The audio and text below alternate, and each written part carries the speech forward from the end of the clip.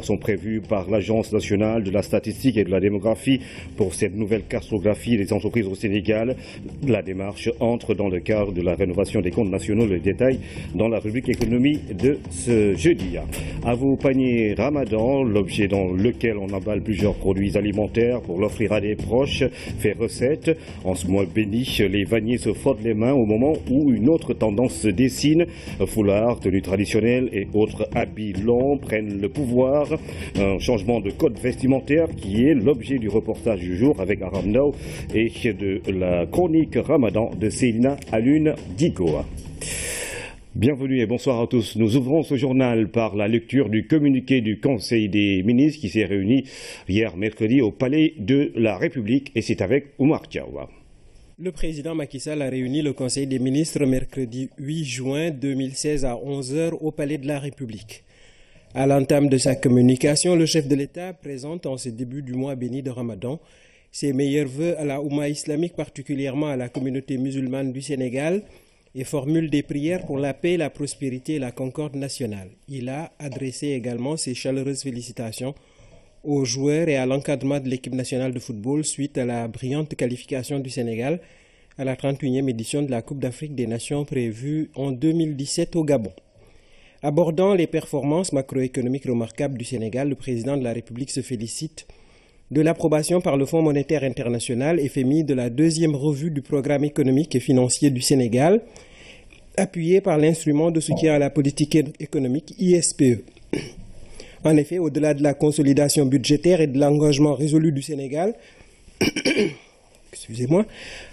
au-delà de la consolidation budgétaire et de l'engagement résolu du Sénégal à respecter les critères de convergence de l'Union économique et monétaire ouest-africaine, ces résultats importants acquis grâce à la mise en œuvre du plan Sénégal émergent PSE doivent être consolidés au service du bien-être des populations. Il convient dès lors de veiller notamment à la maîtrise stratégique des subventions et de la masse salariale à l'allocation prioritaire des dépenses publiques en faveur de l'investissement en infrastructures et en capital humain, à l'élargissement de l'assiette fiscale, au renforcement du cadre budgétaire de gestion de la dette publique, à la mise en œuvre diligente de la réforme du secteur de l'électricité et à la poursuite des efforts hardis déjà engagés dans le cadre de l'amélioration de l'environnement des affaires et de la promotion de la transparence dans la dépense publique. Ainsi, le chef de l'État demande au Premier ministre de diligenter l'élaboration de la stratégie nationale d'inclusion financière et la mise en œuvre des réformes structurelles nécessaires au développement des petites et moyennes entreprises PME. Revenant sur le lancement le 28 mai 2016 du processus du dialogue national inclusif, le président de la République salue l'engagement patriotique et le sens des responsabilités de tous les participants à cette grande rencontre qui consacre davantage l'exemplarité de notre démocratie. Ainsi, il réitère, dans le respect des opinions et spécificités de chaque acteur politique, économique et social, son engagement à bâtir des convergences et des consensus dynamiques en vue de raffermir notre pacte républicain et consolider une économie dynamique, facteur de progrès social équitable, conformément à sa vision partagée d'un Sénégal émergent. Concluant sur ce point, le président de la République informe les membres du Conseil de la mise en place d'un comité de suivi du processus du dialogue national et de sa décision d'instaurer une journée du dialogue national le 28 mai. Abordant par ailleurs le renforcement de la politique de gestion de nos zones frontalières, le président de la République rappelle l'importance primordiale qu'il accorde à la sécurisation de nos axes frontaliers et à l'amélioration notable des conditions de vie de nos compatriotes qui sont dans les localités transfrontalières. À cet égard, le chef de l'État demande au Premier ministre de renforcer l'action systématique des services de l'État dans ces zones et de mettre en œuvre dans les meilleurs délais, avec l'ensemble des ministères et acteurs institutionnels concernés, un programme d'urgence de modernisation des axes et territoires frontaliers PUMA. Ce programme spécial qui va être exécuté dans une dynamique de mutualisation des interventions avec le PUDC et les Promovilles doit intégrer 3 composantes fondamentales, à savoir la sécurité frontalière, le désenclavement routier, fluvial, maritime, téléphonique, numérique, etc., ainsi que le développement durable à travers la réalisation d'infrastructures de base, écoles, structures de santé, électrification, hydraulique et la promotion d'activités génératrices de revenus. À cet effet, le président de la République demande au Premier ministre, en relation avec le ministre de l'Économie, des Finances et du Plan, de veiller à la programmation de la loi des finances rectificative LFR de crédits budgétaires nécessaires au lancement du programme PUMA dans les régions de Kédougou, Sédhiou, Kolda, Ziguinchor, Matam, Kaolack, Fatick, Tambacounda et Saint-Louis. Auparavant, les gouverneurs de régions concernées sont invités à préparer chacun, en ce qui le concerne, un schéma frontalier d'implantation d'infrastructures SHEF qui devra être un cadre de référence pour la matrice d'action prioritaire du PUMA. Poursuivant sa communication autour de la préservation du développement durable de notre patrimoine forestier national, le chef de l'État demande au Premier ministre, en relation avec les forces de défense et de sécurité, les services des eaux et forêts ainsi que les parcs nationaux, de déployer dans le cadre d'un plan d'urgence de lutte contre la déforestation toutes les ressources humaines et logistiques requises en vue de mettre un terme à l'abattage illicite de nos formations forestières, particulièrement dans les zones orientales et méridionales du Sénégal. Dans ce cadre, il importe pour le gouvernement, notamment le ministère de l'Environnement et du Développement durable, de mettre en œuvre sur l'ensemble du territoire national une campagne de sensibilisation autour de la sauvegarde de notre couvert végétal, d'engager sans délai la réforme du code forestier, de promouvoir un nouveau cadre de gestion des parcs nationaux et de réserves naturelles, ainsi qu'une économie forestière génératrice de revenus pour les populations locales et créatrice d'emplois verts dans l'esprit des objectifs de développement durable ODD. À ce titre, le président de la République invite le Premier ministre à évaluer la mise en œuvre des recommandations de la première conférence nationale sur le développement durable, à piloter l'organisation avant octobre 2016 de la prochaine édition qui portera sur le thème développement territorial et gouvernance verte. Il demande également au gouvernement d'assurer le suivi des conclusions de la COP 21 et de préparer d'ores et déjà la COP 22 prévue à Marrakech en décembre 2016. Abordant l'exploitation des rapports annuels d'activité des institutions, le chef de l'État informe le Conseil qu'il a reçu lors des cérémonies solennelles les rapports annuels d'activité du Conseil économique, social et environnemental et du Haut Conseil du dialogue social. Ainsi, le président de la République demande au Premier ministre d'examiner avec la meilleure attention les recommandations issues de ces rapports afin de consolider le dialogue social et d'améliorer l'élaboration de la mise en œuvre et le suivi et évaluation des politiques publiques. Il l'invite également à mettre en place un cadre d'examen et de suivi CES des recommandations des rapports publiés par toutes les structures publiques.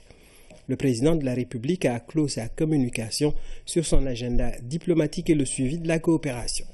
Le Premier ministre, après avoir tiré le bilan du chef de l'État à la tête de la CEDEAO, lui a adressé au nom du gouvernement ses vives félicitations pour le travail remarquable accompli et les avancées notoires réalisées au cours de son mandat. Il a ensuite rendu compte de la coordination et du suivi de l'activité gouvernementale. Le ministre des Affaires étrangères et des Sénégalais de l'extérieur a fait le point de la situation africaine et internationale. Le ministre de l'Économie, des Finances et du Plan a fait le point de la conjoncture économique nationale et internationale. Le ministre de l'Agriculture et de l'Équipement rural a rendu compte de l'état de préparation de la campagne agricole 2016-2017 et de la campagne de contre-saison. Le ministre de l'Hydraulique et de l'Assainissement a fait le point des réformes structurelles de seconde génération dans le sous-secteur de l'hydraulique urbaine. Le ministre, auprès du président de la République en charge du suivi du plan Sénégal émergent, a rendu compte de l'état d'avancement des différents projets et réformes. Tirant les conclusions du débat général, le président de la République a demandé au Premier ministre de prendre les diligences nécessaires à la mise en place d'un dispositif de régulation dans le secteur de l'industrie du ciment. En outre, après avoir salué l'engagement de la diaspora sénégalaise à soutenir les politiques publiques mises en œuvre notamment dans le cadre du PSE et du PUDC, le chef de l'État a félicité le secrétaire d'État chargé du suivi du PUDC pour l'organisation du Forum des experts et hommes d'affaires nationaux et de la diaspora, dont il a demandé la pérennisation à travers une édition annuelle. Au titre des textes législatifs et réglementaires, le Conseil a adopté le projet de loi organique relatif à l'organisation et au fonctionnement du Haut Conseil des collectivités territoriales, le projet de loi organique relatif au Conseil constitutionnel, le projet de loi organique modifiant le code électoral et relatif à l'élection des hauts conseillers, Le projet de loi autorisant le président de la République à ratifier la Convention de l'Europe pour la protection des personnes à l'égard du traitement automatisé des données à caractère personnel, STE numéro 138, et son protocole additionnel concernant les autorités de contrôle et les flux transfrontières de données, STE numéro 181. Le projet de loi de finances rectificative pour l'année 2016, le projet de loi de règlement pour l'année 2014, le document de programmation budgétaire et économique pluriannuel, DPBEP 2017-2019, le projet de décret modifiant le décret numéro 2014-853 portant répartition des services de l'État et du contrôle des établissements publics, des sociétés nationales et des sociétés à participation publique entre la présidence de la République, la primature et les ministères. Au titre des mesures individuelles, le président de la République a pris les décisions suivantes. M. Baba Diallo, ingénieur en génie électrique, précédemment commissaire, membre de la commission de régulation du secteur de l'électricité, est nommé directeur général de l'Agence sénégalaise d'électrification rurale, ASER, en remplacement de M. Antougay Samba, appelé à d'autres fonctions. M. Boubacar Diop, ingénieur en génie civil, est nommé directeur général de l'Agence de promotion du réseau hydrographique national, en remplacement du colonel Maha Keïta, admis à faire valoir ses droits à une pension de retraite. Madame Angélique Aminata Manga, journaliste, conseiller spécial à la présidence de la République, est nommée directeur général de l'Agence nationale pour la relance des activités économiques et sociales en Casamance, Andrak, poste vacant. Monsieur Antougay Samba, ingénieur précédemment directeur général de l'Agence sénégalaise d'électrification rurale, ASER, est nommé commissaire membre de la commission de régulation du secteur de l'électricité. C'est signé le ministre porte-parole du gouvernement. C'était donc là la lecture du communiqué du Conseil des ministres qui s'est réuni hier mercredi, lecture faite par Omar Diawa. Ouverture ce jeudi des concertations entre le ministre de l'Intérieur et les formations politiques. Après le lancement du dialogue national, le 28 mai dernier, le chef de l'État confirme l'engagement qu'il avait pris afin de consolider les acquis de notre système électoral. Omar Ning. En son genre, l'expérience est inédite. 8 heures de dialogue non-stop avec les forces vives de la nation, toutes sensibilités confondues. Dans le fond et dans la forme, c'est une démarche originale.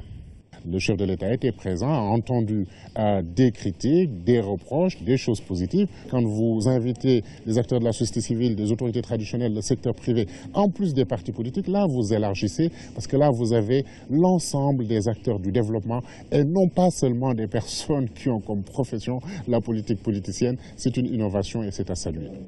L'initiative du président de la République trouve sa source dans sa conception de la gouvernance qui place le dialogue au cœur de son action. Ainsi, la démocratie trouve encore plus de confort. En vérité, la démocratie implique pour sa vitalité le renforcement de ce qui nous unit pour davantage d'équilibre, d'harmonie et de stabilité. La question électorale est la première urgence du dialogue national. Le souci étant de consolider les acquis dans ce domaine. La perfection n'est pas de ce monde, surtout en matière démocratique. Il y aura toujours des ajustements à faire. Et à chaque fois que la société civile, les acteurs politiques, les observateurs remarqueront qu'il y a des choses encore perfectibles, nous serions raisonnables de ne pas corriger. Parce que tout notre contrat social repose sur la légitimité électorale.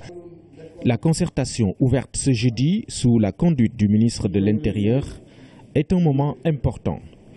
Le Sénégal a une nouvelle occasion de garder intact son modèle démocratique. C'est une démarche à la fois innovante parce qu'il n'y avait pas de rupture de l'ordre politique majeur, il n'y avait pas d'obligation, ce n'est pas prévu dans les textes que l'autorité publique le fasse, le chef de l'État le fasse. Il a eu l'intelligence politique de le faire, à son entourage, aux autres acteurs, de jouer le jeu de la démocratie pour comprendre que le seul gagnant dans une discussion politique constructive, c'est en dernier ressort le Sénégal et sa démocratie. Je vais mettre en place un comité de pilotage de ce dialogue national qui pourrait comporter les représentants justement de toutes ces forces vives de la nation. Deuxième chose, je voudrais institutionnaliser cette journée du 28 mai comme journée nationale du dialogue national. Au-delà d'une posture de haute portée patriotique, Le président de la République donne des gages en accédant à la demande d'audit du fichier électoral. À partir de ce moment, rien ne devrait s'opposer au consensus qui a toujours prévalu. Le nombre de partis politiques, la participation des candidats indépendants aux élections locales, la fusion des cartes d'électeurs et d'identité nationale, le vote des militaires et des paramilitaires, le même jour que les civils ou encore la refonte du fichier électoral, ce sont les questions électorales majeures autour desquelles va s'articuler ce dialogue avec les formations politiques. Cher Bambagué. Quelques jours seulement après la tenue du dialogue national, le ministre de l'Intérieur matérialise la volonté politique du chef de l'État. Abdoulaye Daouda Diallo a rassemblé tous les partis politiques légalement constitués. Le référendum étant derrière nous, il s'agit maintenant d'étudier le processus électoral avec un accent mis sur le code électoral et le fichier électoral. Pour consolider les acquis, le ministre arrive avec une batterie de propositions. Il s'agit de la participation des indépendants aux élections locales, ce qui du reste était une vieille revendication de la société civile, est devenu aujourd'hui une réalité et impulsera l'esprit participatif nécessaire à la définition de la politique de territorialisation. La nécessité, deuxièmement, de la simplification des procédures en fusionnant la carte d'identité nationale et la carte d'électeur, laquelle simplification sera nécessairement issue d'une refonte du fichier électoral. Les modalités de la participation des militaires et paramilitaires au vote doivent aussi être revues. À cet égard, il est venu le temps d'examiner la possibilité de les faire voter le même jour que les électeurs civils. Les partis politiques approuvent la démarche du ministre. Le Sénégal, un modèle démocratique, surtout en matière d'organisation d'élections. Les acteurs veulent également la rationalisation des partis politiques. Je me réjouis de la tenue de cette rencontre des partis politiques avec le ministre de l'Intérieur et de la Sécurité publique, suite au lancement effectivement du dialogue national lancé par M. le Président de la République. Et la modernisation effectivement des partis politiques et la rationalisation doit être prise en compte. Parce que comme vous le savez, on a une pléthore de partis insignifiants, des partis qui n'ont jamais participé à des élections. Je crois que le Sénégal doit revoir cela. Le mode d'élection des députés, quelqu'un l'a proposé, c'est également une proposition de la CLP qui s'est toujours prononcée sur cette question précise, parce que nous estimons que la liste nationale doit disparaître au profit d'élections uninominales à 2 tours, donc des députés élus à la base. C'est également le cas de la rationalisation des partis. Le président en avait parlé l'autre jour à l'occasion du dialogue et nous aurons l'occasion peut-être de revenir et de discuter. Il faut faire confiance à l'État et jusqu'à nos jours, je ne pense pas qu'il soit possible de manière claire, de manière tangible, de remettre en question donc, les capacités de l'État à organiser des élections et personne ne peut à ce jour dire de manière claire ou concrète qu'il y a eu des fraudes ou en tout cas des velléités de fraude lors des différentes joutes électorales qui ont été organisées depuis que le président de la République Macky Sall est là. Le ministre de l'Intérieur prolonge l'esprit et l'engagement du président Macky Sall de rationaliser et de moderniser le champ politique. Suite à l'adoption par le référendum de certaines réformes constitutionnelles, de nouvelles dispositions légales et réglementaires, conquête arrivée à maturité dans l'espace démocratique et de liberté de notre pays renforce notre volonté de construire un état de droit. Outre le fichier électoral et le code électoral, l'innovation majeure sera donc la fusion de la carte d'électeur et celle d'identité nationale pour en faire une seule qui va remplir toutes ses fonctions. Le vote des militaires et la participation des indépendants aux élections locales sont autant de questions majeures qui renforcent la démocratie sénégalaise. Nous parlons à présent de cette rencontre des acteurs du secteur de l'or. Orpailleurs, bijoutiers, industriels et administration accordent leur violon pour l'approvisionnement correct et transparent en or du marché local. Conformément au vœu du chef de l'État, Sabodala, à travers Teranga Gold, va fournir le brut aux artisans de l'or. Fatou Sakho. De 2010 à 2015, le Sénégal a officiellement produit 55 tonnes d'or. Une production qui dépasse largement les besoins de l'artisanat local.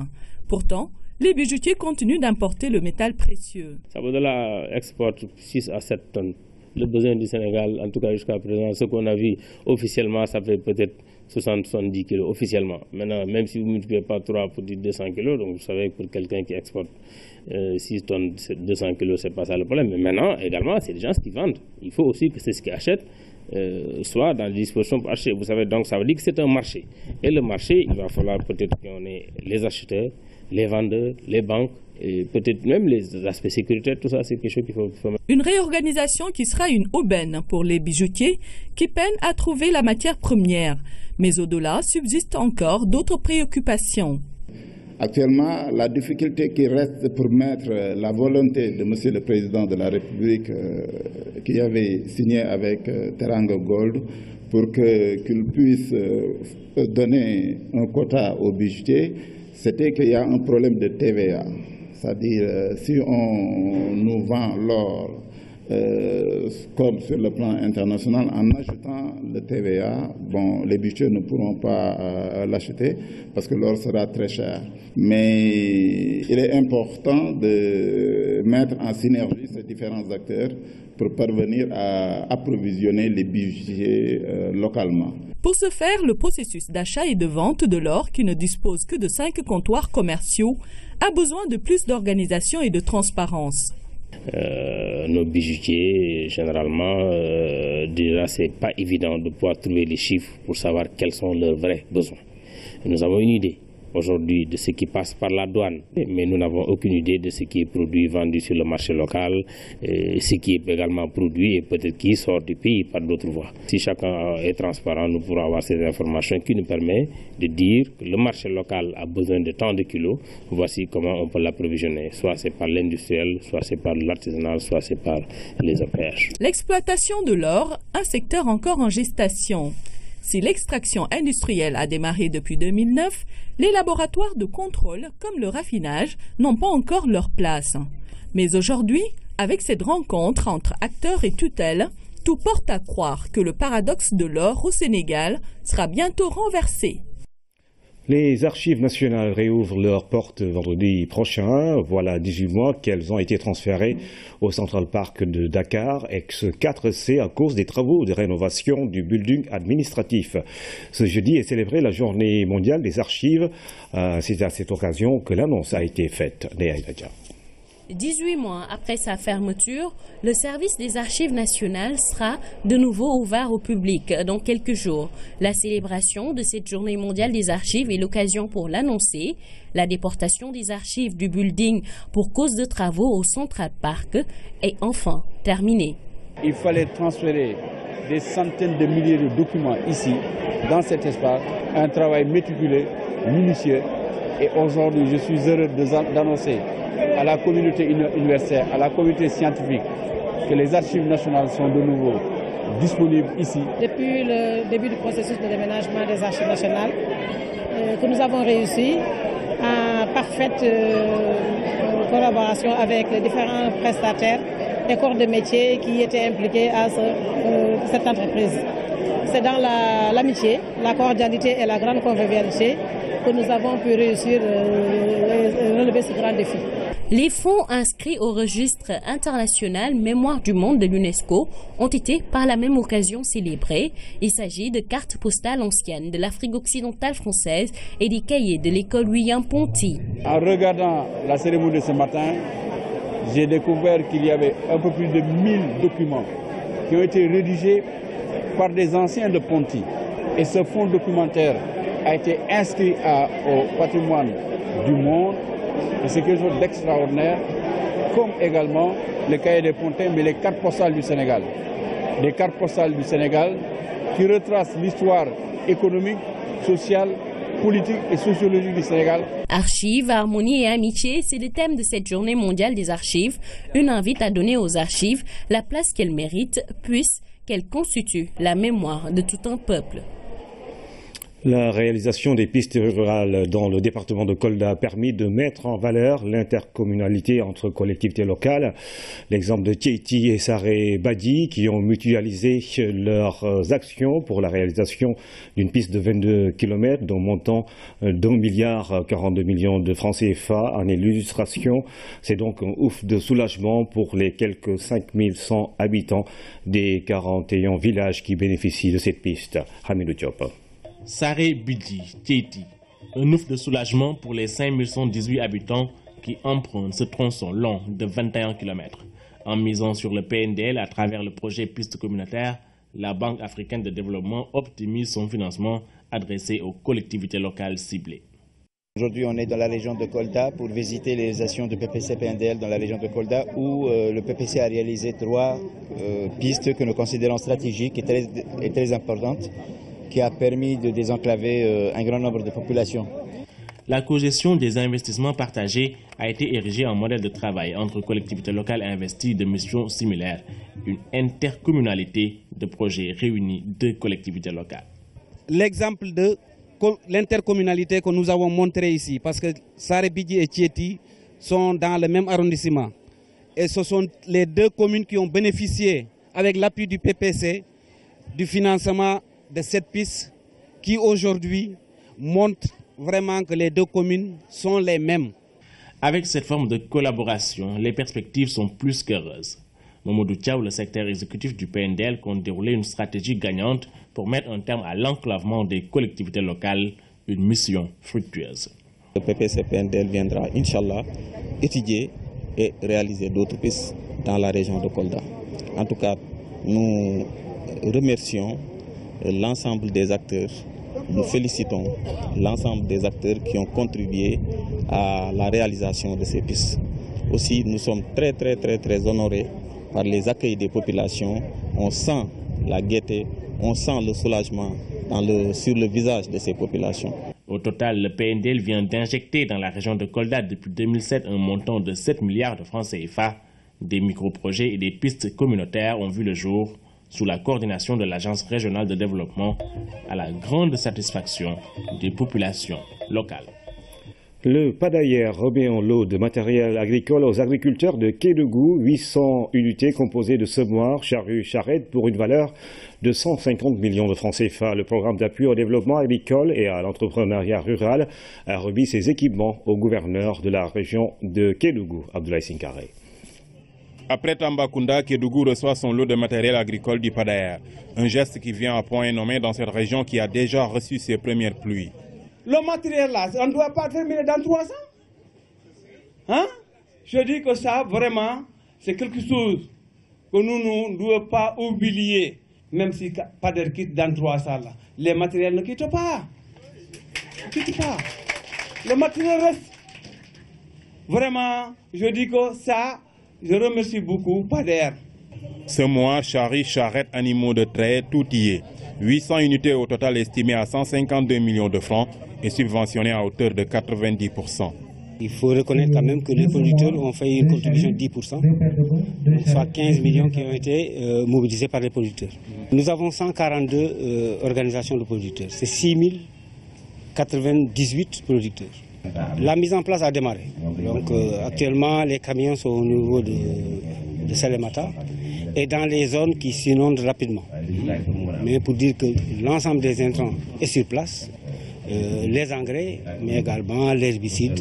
Et nous avons démarré le labour. Plus de 140 organisations de producteurs sont bénéficiaires et le PADAER espère pouvoir aller jusqu'à 159 organisations d'ici la fin de l'année. Pour la durabilité du matériel, le gouverneur exhorte les producteurs à en prendre grand soin. C'est bien de disposer d'équipements performants, mais c'est encore mieux de les entretenir, de les rentabiliser et de les renouveler. C'est en cela que j'invite les bénéficiaires, non seulement d'en prendre soin, mais également d'en tirer le meilleur profit possible. Connaissant votre engagement pour le travail, je ne doute point que ce défi sera relevé. Sur le terrain, l'aménagement des parcelles de riz est en cours. Pour cette année, le PADAER compte aller jusqu'à 2900 hectares. Le recensement général des entreprises, on en reparle dans cette édition. Le projet qui a démarré au mois d'octobre entre dans le cadre de la rénovation des comptes nationaux. Une première, toutes les unités de biens et services sont concernées. Le Sénégal veut avoir une idée exhaustive du nombre d'entreprises en service dans le pays. 5 milliards, c'est le coût du projet. Les détails dans la rubrique économie avec Aram Noah. Connaître le nombre d'entreprises qu'il y a au Sénégal, leur poids, leur localisation, leur organisation, cela participe avant tout de l'actualisation de la structure de l'économie, car le Sénégal se base sur une structure vieille de 16 ans pour calculer par exemple le PIB. Nous avons innové dans le cadre de rénovation de ces comptes nationaux en se disant qu'il faut qu'on fasse une refonte des deux répertoires sur lesquels nous nous basons pour calculer le PIB. C'est le répertoire national des entreprises et associations qui est assis sur le NINEA.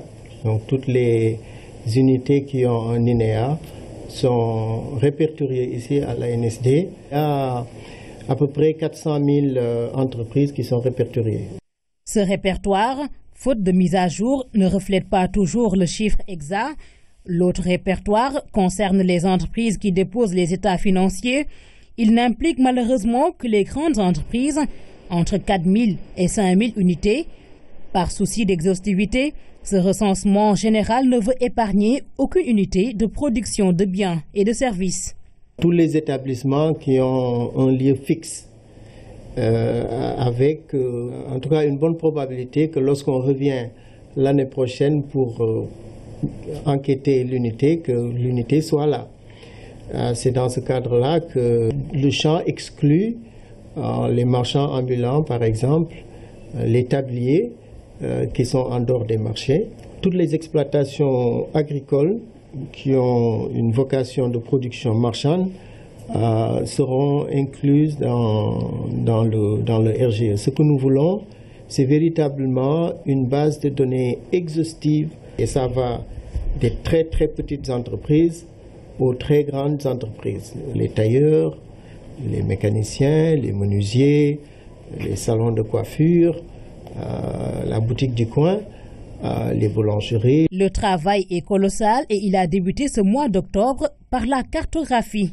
Et cette cartographie va nous permettre de connaître les unités économiques, là où elles sont implantées au Sénégal, parce que nous avons utilisé l'outil de géolocalisation des unités. Donc c'est à partir de cette cartographie que les enquêteurs vont aller sur le terrain. On avait démarré dans nos projections par 800 enquêteurs, mais après les CRD que nous avons menés dans les régions, nous nous sommes dit que 800 enquêteurs ne pourront pas couvrir tout le territoire national et aujourd'hui nous avons retenu à employer 1200 enquêteurs. Le nombre d'enquêteurs augmentant, toutes les dépenses suivent. Initialement prévues pour 2,5 milliards, le budget grimpe à 5 milliards. Le Sénégal attend beaucoup du recensement. On devrait pouvoir dire dans le secteur moderne le nombre d'emplois occupés par les femmes, le nombre de chefs d'entreprise femmes, etc. Donc c'est véritablement une mine d'informations, c'est un outil extrêmement puissant que nous sommes en train de mettre en place. La publication de ce recensement est attendue par les pouvoirs publics, le privé, les partenaires au développement et tous ceux qui ont besoin d'informations fiables et à jour sur le tissu économique sénégalais. La rubrique économie, c'est tous les jeudis. À présent, la page Ramadan. Un panier plein de délices. En ce mois de Ramadan, il est d'usage d'offrir à des parents, amis, collègues, entre autres, des denrées alimentaires en geste de solidarité et de gratitude qui fait des heureux les vanniers et les supermarchés, par exemple. Les premiers sont visibles dans les rues de Dakar et pour eux, ce mois est celui des bonnes recettes. Jeanne Dior. Pape Diouf découpe ses feuilles de rognier au beau milieu de la journée pour fabriquer des paniers. Malgré ce stock déjà disponible, la confection continue. Cet artisan renforce le stock vu la forte commande durant ce mois de Ramadan. Ça dépend, la demande est forte. Dieu merci, je peux vendre 30 40, parfois même 150 paniers pour certains qui viennent faire de la commande pour les entreprises. Franchement, en cette période de Ramadan, les affaires marchent bien. Deux formes sont privilégiées, le rond et le chapeau. Ce dernier étant plus grand, reste la préférence des clients. Cependant, la matière est rare cette année. Il y a une légère hausse. L'année dernière, je vendais à 1500 francs. Mais cette année, j'ai fixé une bonne partie des paniers à 2000 francs. Cela est dû au blocage entre le Sénégal et la Gambie. Souvent, la matière nous provient de cette zone, raison pour laquelle il y a eu ce retard de fabrication avec le Ramadan. Après fabrication, ces paniers commencent à montrer leur utilité. Ils sont bien garnis et souvent exposés dans les supérettes et autres grandes surfaces. Ces lieux de vente rivalisent tant dans la forme que dans le fond en cette période de jeûne. Le contenu concerne surtout les dattes, les laits, les jus, les cafés, tout ce que le consommateur a besoin pour rompre son jeûne. Avant le Ramadan, on commence à faire des paniers pour montrer aux clients que le Ramadan est bientôt là. Le prix des paniers varie entre 5 000 et 50 000 francs, voire plus. Quel que soit le montant, certains clients n'hésitent pas à saisir l'occasion. Si on prend les produits un par un, on constate que les paniers sont moins chers. Parce que si on veut acheter un par un, le prix revient à plus cher. Donc je pense que le système des paniers est un bon système. Ça, je l'ai acheté uniquement pour ma mère. À côté de l'aspect commercial, la touche sociale s'y invite. Ces dernières décennies, beaucoup d'entreprises offrent des paniers aux employés. Une stratégie permettant de raffermir les liens entre la direction générale et les agents. Cette ONG internationale qui œuvre dans l'enfance, par exemple, s'est inscrite dans cette dynamique. La structure a choisi de faire ce don en nature à tous ces travailleurs sans distinction de religion ni de statut. Tout le monde s'attend quand même à des dépenses. Donc, par voie de conséquence, le rôle de l'employeur, c'est de voir comment soulager les travailleurs, comment soulager ses pères de famille, comment choyer ses responsables de manière générale. Et dans ce sens, on essaie quand même de participer. On ne peut pas prendre en charge tous les frais liés au Ramadan, mais quand même l'employeur peut participer à soulager un peu les dépenses. Si le panier Ramadan est une pratique traditionnelle qui consistait à faire plaisir à un proche, de nos jours, l'aspect revêt un autre caractère, celui commercial.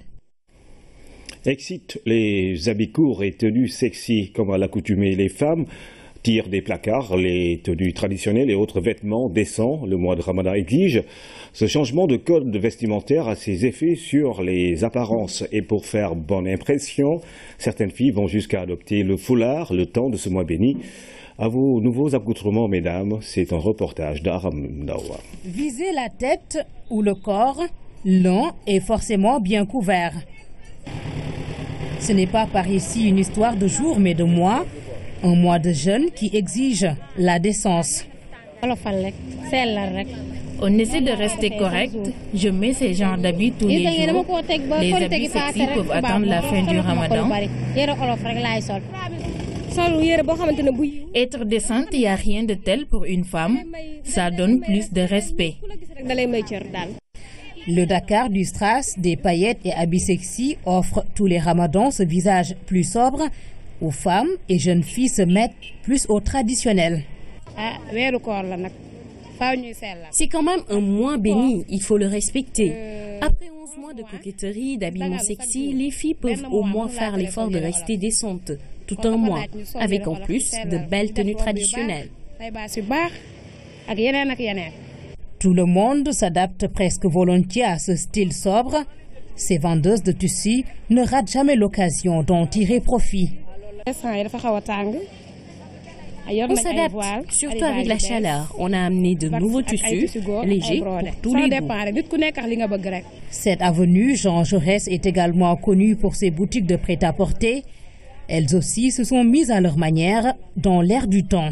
Tous les habillements qui sont courts, des robes et des sous-fesses, on les rasait à la dépôt pour appeler le Ramadan.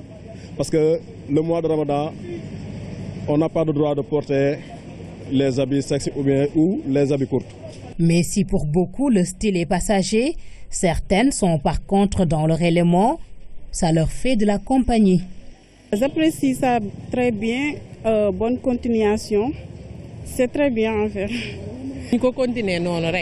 Vivement qu'elle continue ainsi, c'est tout à leur honneur. C'est devenu un code. Au tiroir, tout ce qui est court et aguichant. Dakar fait place nette à un nouveau style de jeune fille, le temps d'un mois de jeûne. Style vestimentaire un peu plus réglementaire selon les principes islamiques durant le ramadan. Pour autant, peut-on dire que tout le monde s'y soumet? La question mérite d'être posée tant les femmes semblent plus concernées et dans certains milieux, non sans misogynie, on ne se prive pas de lever le voile sur les motivations des dames subitement pudiques, dont le comportement serait hypocrite. Cela dénote néanmoins du caractère indissociable entre l'intérieur, le visible, et l'extérieur, l'invisible, de l'individu en l'islam. Paraître pour mieux être, c'est une chronique signée Seydina Alun-Djigo. Ramadan rime avec changement de comportement. Sur le plan vestimentaire, celui des femmes est plus visible et plus risible chez beaucoup. Entre la compréhension d'un cheminement personnel sincère et l'expression d'une attitude circonstancielle, ils sont nombreux à privilégier la seconde. L'accusation de duplicité est à peine voilée. Elle frise même le machisme comme si la pudeur islamique ne s'applique qu'aux femmes. Féminine, elle est aussi masculine. Les hommes, il est attendu un tant soit peu la même exigence. Il est à comprendre que cette pudeur, elle est dans comment on se montre, mais aussi et surtout dans ce que l'on regarde. Voilà qui est dit pour équilibrer la balance.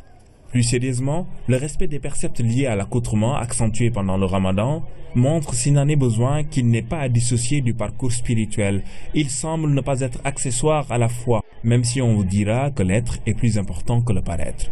C'est en partie vrai. Mais on peut rétorquer que par le paraître, on peut susciter le respect de l'être. Comme quoi, l'habit ne fait pas l'imam, mais il permet de le reconnaître. Bismillah. Chaque jour, des sujets sur Ramadan dans cette édition. Dans l'actualité internationale, les Shebabs qui attaquent des soldats éthiopiens en Somalie, Bernie Sanders qui veut travailler avec Hillary Clinton pour battre Donald Trump. Nous faisons un tour tout d'abord au Libéria qui annonce la fin d'Ebola, Cher Traoré. Les autorités libériennes annoncent la fin d'Ebola dans le pays. Le ministère de la Santé a déclaré ce jeudi que la dernière résurgence de la maladie était terminée. En accord avec les règles de l'OMS, nous pouvons dire que nous sommes maintenant de nouveau débarrassés d'Ebola, indique le ministère qui appelle toutefois à la prudence. La fin de l'épidémie avait été annoncée avant la découverte de nouveaux cas. Au total, le virus a touché 10 pays et fait 11 300 morts, dont plus de 4 800 au Libéria. Nouvelle attaque des Shebabs contre une base de l'AMISOM, la force armée de l'Union africaine en Somalie. Cette fois, ce sont les troupes éthiopiennes qui ont subi une violente attaque. Le bilan n'est pas encore connu, mais la radio des djihadistes parle de 60 militaires tués. Avant les Éthiopiens, les Shebabs affiliés à Al-Qaïda s'étaient attaqués aux contingents burundais, ougandais et kenyans.